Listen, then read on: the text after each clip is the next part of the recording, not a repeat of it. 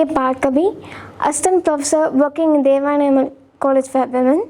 So today we are going to see a few literary terms like anagogy, palinode, anti-mask, aphorism, hagiography, and beast fable, exemplum, zeguma, lipogram, ascenditone, and the last one is closet drama.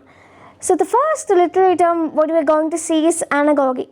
So anagogy is a Greek word which possesses a Greek meaning, which means mystical or elevation. So anagogy, which is a spiritual interpretation which seeks to explain the biblical events in the Bible, or as a spiritual interpretation which explains in a literary text. It's called anagogy. The next one is palinode. So the term itself we can have here seen a ode. So which is a type of a poem, like the poem we have lyric, elegy, ode and ballad. Palinode is an ode in which a poet retracts his or her view or a sentiment which was recorded in her or his former poem. So that's palinode, in which a poet maybe said a statement or a sentiment in his former poem in which he or she expresses feelings and experience, but later it's a retraction of a statement, like they are retracting what they have said in his or her former poem, and writing an ode is called palinode. The next term is anti-mask. Now, we are very well know about mask. So mask is a drama which is specifically performed in the royal court and before the king and queens. We know about mask. But this term anti-mask is it's a comic or a grotesque dance performance which is performed before the royal court or before the king or the queen, which is before the mask or in between drama performances, anti-mask. So anti-mask is this concept was conceived by the famous British writer Ben Jonson. So mask usually and originally have only one anti-mask in the performance, but later on it became it will have several anti-mask in before or in between the main mask. So the term is anti-masks. So the next term what we are going is aphorism. So we very well know about Francis Bacon, the famous essayist. Francis Bacon follows the style aphoristic style. So aphorism, which means it's a witty statement, it's a concise statement, which is aphorism. They say the intellectual really says about the statement. So it's a memorable expression which is recorded in a literary text is aphorism. So next literary term is hagiography. So we all know hagiography, we all know about biography and autobiography. So biography is a writer who's writing about someone's, maybe a great leader, maybe a literary figure, writing about their life incidents and events. That is biography. We very well know about that.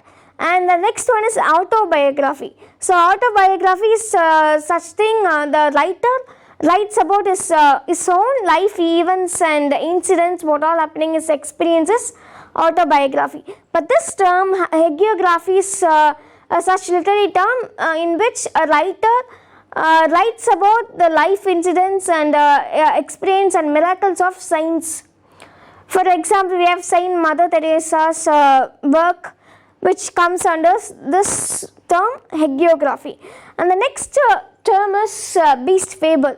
We very well know about fables. Fables is fable means a short story.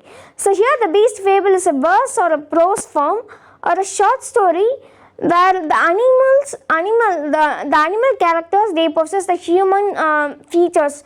They have the human feelings, and in some beast fable, like like they talk like humans and they have the feelings and features like humans. So that is beast fable. For example, the famous novel of George Orwell, Animal Farm, in which in an animal form, which the animals have the like human, they talk like human, and even they think like human. So for example, it's animal form. And the next one is exemplum.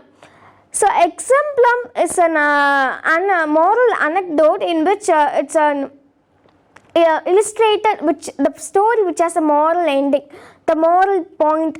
For example, the exemplum, the genre which sprang across classical literature, medieval literature, and Renaissance literature, in which it portrays about a famous great leaders, and they use them like they have a moral character. So exemplum which has a moral point. And the next literary term is zeugma. We all know about conjunction. So zeugma is it's derived from the language Greek. Zeugma for meaning is yoking or bonding. It's a figure of speech in which a word or a phrase, specifically a verb or adjective, is it's blended with one or the other noun, is called zeugma. For example, he lost his temper. It's a sentence. He lost his coat. It's another sentence. The conjunction, they are connecting both the thing. Like he lost his coat and his temper. So that is called zeugma. And the next literary term is lipogram. In a lipogram, where a writer deliberately or omission, he omits a letter, an alphabet. That is lipogram. For example, in the famous writer Edgar Allan Poe's the famous poem The Raven, where Edgar Poe deliberately avoids the letter Z. You can't find the letter Z in this poem The Raven. So that is lipogram. The next one is ascenditone. So ascenditone is a hyperbaton. Ascenditone is also a literary term where the writer he deliberately avoids and omits conjunction or connecting words. Conjunction, we know it's a connecting word. We use like words like and, are, like that. But here in this term, they won't use conjunction. For example, the sentence I saw, I came, I saw, I conquered. So in this term, there is no connecting words, there is no conjunction used in those. That is ascenditone. And the next literary term is closet drama.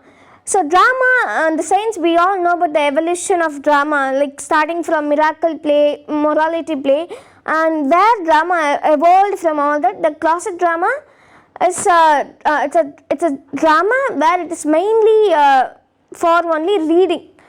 We all know drama is a performance which is performed in the theatre, but here the closet drama is only for the readers to read their drama, not for performance. It is closet drama. For example, John Milton's Samson Agonist is an example for closet drama. Thank you. உலகத்தரமான கல்லூரி உங்கள் ஊரில் Deivanai Ammal college for women autonomous Viluppuram. உங்கள் எதிர்காலம் உங்கள் கையில்.